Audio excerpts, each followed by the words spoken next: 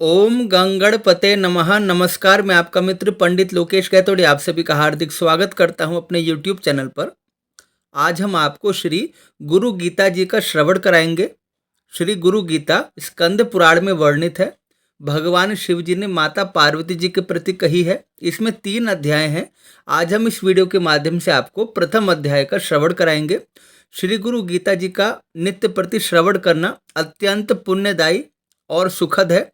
इसका नित्य श्रवण करने से शरीर में रोग नहीं रहता, घर में धन धान्य की कमी नहीं रहती, किसी भी प्रकार की विपत्ति और किसी भी प्रकार के संकट को हमारे जीवन में आने से पहले ही गुरु गीता रोक देती है। हमारे शरीर में किसी प्रकार का क्लेश नहीं रहता और हमारा जीवन सुखी हो जाता है। और भगवान शिव जी की इस वाणी को जो नित्य प्रति सुनता है, अंत काल में भगवान शिव के परम पद को प्राप्त होता है। अगर आपने हमारे चैनल को सब्सक्राइब नहीं किया है तो सब्सक्राइब कीजिए और बेल आइकन प्रेस कीजिए ताकि भविष्य में भी आपको राशिफल, ज्योतिष और धर्म संबंधित वीडियो देखने को मिले। चलिए वीडियो आरंभ करते हैं। श्री गुरु गीता प्रथम अध्याय। जो ब्रह्म अचिंत्य, अव्यक्त, तीनों गुणों से रहित, फिर भी देखने वालों के अज्ञान की उपाधि से 3 गुणों से युक्त दिखाई देता है और समस्त जगत का अधिष्ठान रूप है, ऐसे ब्रह्म को नमस्कार है।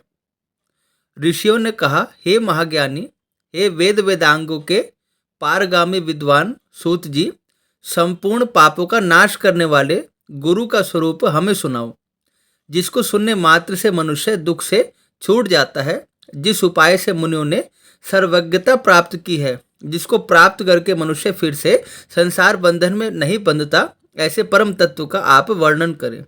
जो तत्व परम रहस्यमय एवं श्रेष्ठ सारभूत है और विशेषकर जो गुरु गीता है, वह आपकी कृपा से हम सुनना चाहते हैं। हे सूत जी, वे सब हमें सुनाइए। इस प्रकार बार बार प्रार्थना किए जाने पर सूत जी बहुत प्रसन्न होकर मुनियों से मधुर वचन बोले। सूत जी ने कहा, हे सर्व मुनियों, संसार रूपी रोग का नाश करने वाली, माता के समान कल्याण करने वाली गुरु गीता कहता हूँ, उसको आप अत्यंत श्रद्धा और प्रसन्नता से सुनिए। प्राचीन काल की बात है, सिद्धों और गंधर्वों के आवास रूप कैलाश पर्वत के शिखर पर कल्प वृक्ष के फूलों से बने हुए अत्यंत सुंदर मंदिर में मुनियों के बीच व्याघ्र चर्म पर बैठे हुए शुक आदि मुनियों द्वारा वंदन किए जाने वाले और परम तत्व का बोध देते हुए शंकर भगवान को बार बार नमस्कार करते देख अतिशय नर्म मुख वाली पार्वती जी ने आश्चर्यचकित होकर पूछा। पार्वती जी ने कहा, हे ओमकार के अर्थ स्वरूप, देवों के देव महादेव, श्रेष्ठों के श्रेष्ठ, हे जगत गुरु, आपको प्रणाम है। देवता, दानव और मानव सब आपको सदा भक्ति पूर्वक प्रणाम करते हैं। आप ब्रह्मा, विष्णु और इंद्र आदि के नमस्कार के योग्य हैं। ऐसे नमस्कार के आश्रूप होने पर भी आप किसको नमस्कार करते हैं? हे भगवान, हे संपूर्ण धर्मों के ज्ञाता, हे शंभो, जो व्रत सब व्रतों में श्रेष्ठ है, ऐसा उत्तम गुरु महात्म्य कृपा करके मुझे कहे। इस प्रकार पार्वती देवी द्वारा बार बार प्रार्थना किए जाने पर महादेव जी बहुत प्रसन्न हुए और देवी पार्वती जी से इस प्रकार कहा। श्री महादेव जी ने कहा, हे देवी, यह तत्व रहस्यों का भी रहस्य है, इसलिए कहना उचित नहीं है। पहले मैंने किसी से इसका वर्णन नहीं किया, किंतु तुम्हारी भक्ति और श्रद्धा देखकर यह रहस्य कहता हूँ। हे देवी, तुम तो मेरा ही स्वरूप हो, मेरी ही अर्धांगिनी हो, इसलिए यह रहस्य मैं तुमको कहता हूँ। तुम्हारा प्रश्न लोगों का कल्याण कारक है। ऐसा प्रश्न पहले किसी ने नहीं किया। जिसको ईश्वर में उत्तम भक्ति होती है, जैसी ईश्वर में वैसी ही भक्ति जिसको गुरु में होती है, ऐसे महात्माओं को ही यहाँ कही हुई बात समझ में आएगी। जो गुरु है वो ही शिव है और जो शिव है वो ही गुरु है। इन दोनों में जो अंतर मानता है वो तो महापापी है और जन्म जन्मांतर तक घोर नरक में कष्ट भोगता है। हे प्रिय, वेद, शास्त्र, पुराण, इतिहास आदि मंत्र, यंत्र, मोहन, उच्चाटन आदि विद्या, शैव, शाक्त, आगम और अन्य सभी मत मतांतर, ये सब बातें गुरु तत्व को जाने बिना भ्रांत चित्त वाले जीवों को भ्रष्ट करने वाली है और जब तब व्रत, तीर्थ, यज्ञ, दान ये सब व्यर्थ हो जाते हैं यदि गुरु की आज्ञा से आपको ज्ञान की प्राप्ति नहीं हुई।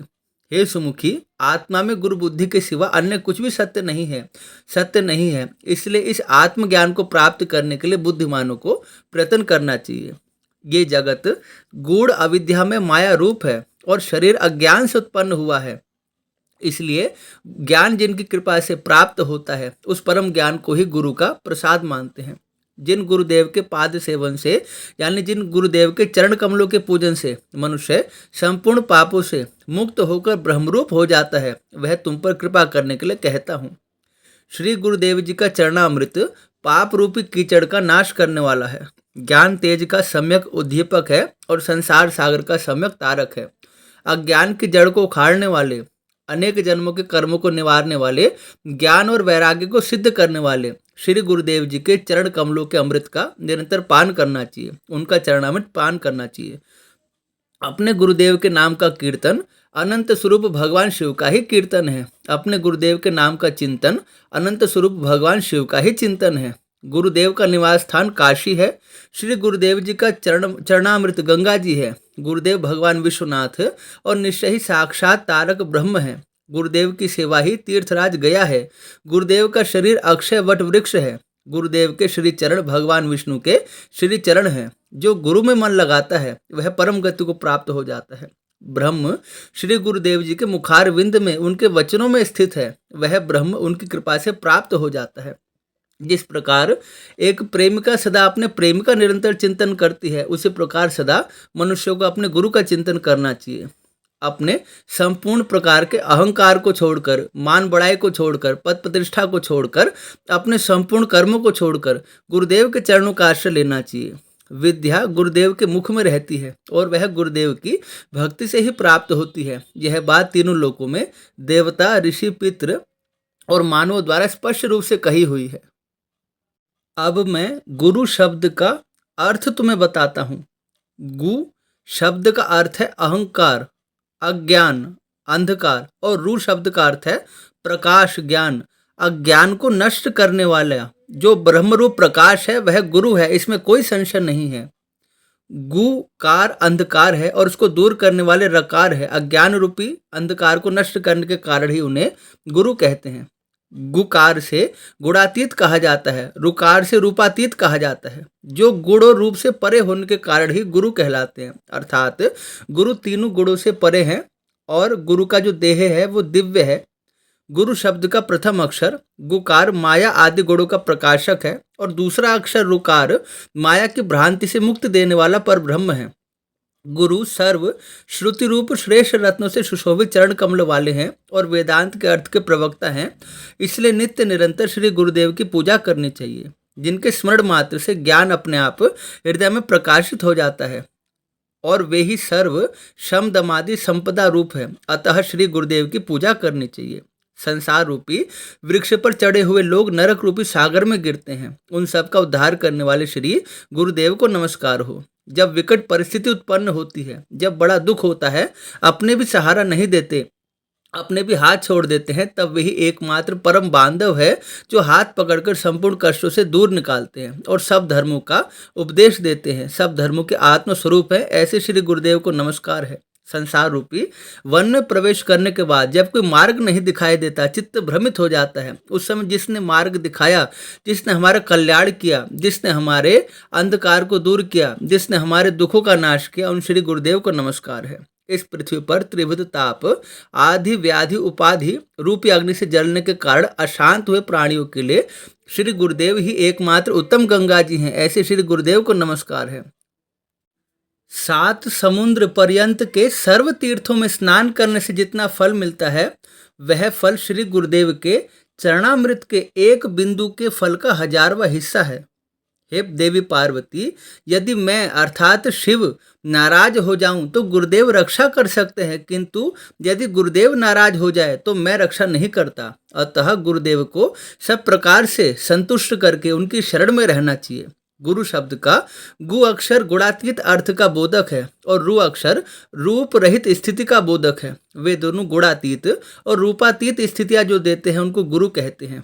हे प्रिय, गुरु ही 2 नेत्रों वाले भगवान शिव हैं, 2 हाथ वाले भगवान विष्णु है और 1 मुख वाले ब्रह्मा जी हैं। देवता, किन्नर, गंधर्व, पितृ, यक्ष, तुम्बरु और मुनि लोग भी गुरु सेवा की विधि नहीं जानते। हे प्रिय, तार्किक, वैदिक, ज्योतिष, कर्म कांडी तथा लौकिक व्यवहार वाले लोग भी निर्मल गुरु तत्व को नहीं जानते। यदि गुरु तत्व से विमुख हो जाए, गुरु की आज्ञा का उल्लंघन करे, गुरु की सेवा ना करे और गुरु का अपमान करें, तो यज्ञ करने वाले भी मुक्ति नहीं पा सकते, योगी भी मुक्त नहीं हो सकते और तपस्वी भी मुक्त नहीं हो सकते। गुरु की सेवा से विमुख होने पर गंधर्व, पितृ, यक्ष, चारण, ऋषि, सिद्ध और देवता भी मुक्त नहीं हो सकते। जो व्यक्ति अपने गुरु का चिंतन और गुरु की सेवा करता है, केवल उसी को मुक्ति की प्राप्ति होती है। इस प्रकार श्री गुरु गीता का प्रथम अध्याय संपूर्ण हुआ। ओम श्री गुरुदेवाय नमः। ओम श्री उमा महेश्वराभ्याम नमः। आशा करता हूँ आप सभी को श्री गुरु गीता जी का प्रथम अध्याय सुनकर बहुत प्रसन्नता हुई और कृपया वीडियो को लाइक करें, कमेंट करें, शेयर करें, अपने मन के विचार लिखें और गुरु गीता का दूसरा और तीसरा अध्याय भी जल्दी ही हमारे चैनल पर प्रकाशित होगा।